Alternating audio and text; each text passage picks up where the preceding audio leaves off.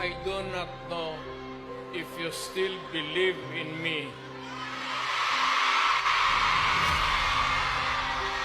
Nakatingin ako sa inyo, dapat magkita-kita tayo doon sa ating bayan.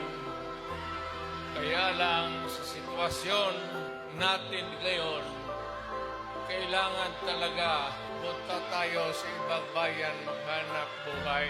Pero sa akin, the fact that malayo kayo sa pamilya ninyo, dama ko yung lungkot at alam ko yan. Kasi ganoon rin ako noon.